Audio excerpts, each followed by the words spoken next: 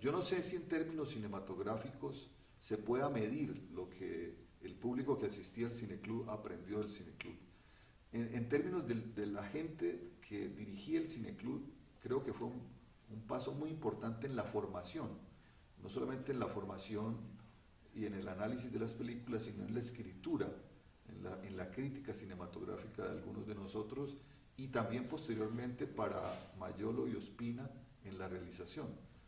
No es lo mismo si ellos no hubieran sido cinéfilos, si no hubieran ensayado a hacer crítica y análisis de las películas para luego dedicarse a dirigir, que si no lo hubieran hecho. Yo creo que mucho de la formación de cineastas que hacen cine vino de lo que se aprendió en el cineclub. Entonces, digamos que la importancia, esa influencia la marcaría yo allí. Mucha gente le dice a uno que qué nostalgia de la época esa en la que íbamos al cineclub a ver estas películas.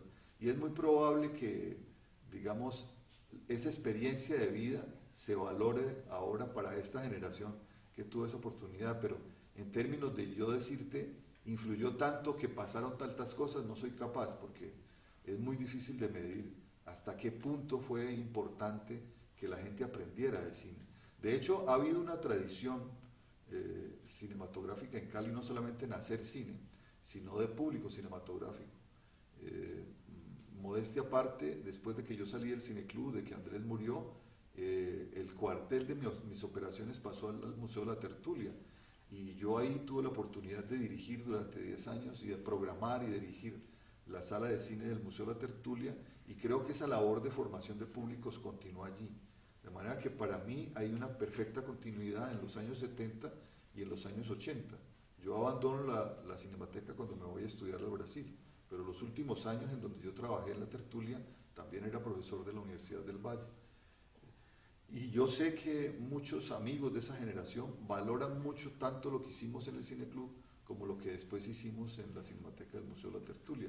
Y espero que esa valoración sea en el sentido de que aprendieron mucho de disposición a la vida, porque de alguna manera lo que el arte permite, entre otras cosas, es dar más herramientas, más elementos de afrontar la vida, de afrontar la realidad.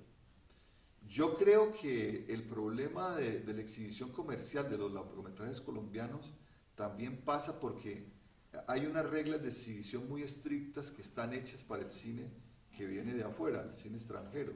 Si una película no tiene de inicio, de entrada, un cierto mínimo de espectadores, la película es retirada de cartelera.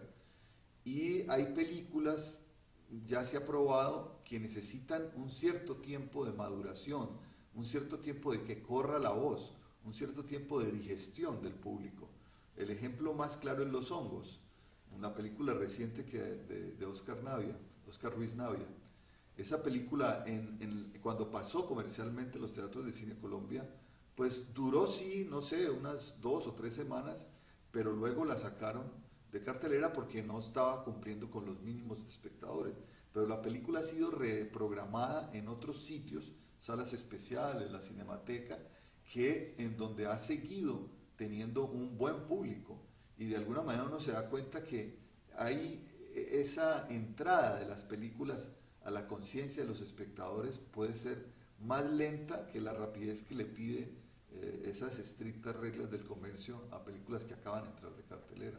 De manera que yo creo que estas películas de las que estamos hablando, Pura Sangre, Carne de tu carne, La mansión de Araucaima, si hubieran tenido más tiempo en cartelera, tal vez en estos momentos te podría decir que la influencia hubiera sido mayor en el público de esa época. Lo que sí estoy seguro es que si se reprograman con cierta frecuencia en sitios como la Cinemateca, en sitios como salas especiales, culturales, en cineclubes, estas películas podrían tener una mejor recepción y una mayor conexión con ese público. Ya ahora se puede hacer de ellas una mirada histórica, ya te dan más información sobre lo que pasaba en los años 80 que la que podía ser recepcionada por el público de esa época que estaba existiendo contemporáneamente a sus obras, y que la investigación que haces va a estar al servicio de la producción audiovisual. Por lo tanto, es muy diferente de cuando uno acomete una investigación, digamos, en el universo de las ciencias sociales, donde es mucho más importante el informe final que tú vas a construir, la conceptualización, el análisis que tú vas a construir con esos datos que te da la realidad. Entonces, en ese sentido, en esa investigación, no solamente tienes que descubrir lo que está escondido, sino privilegiar lo que se expresa por medio de la imagen y por medio del sonido.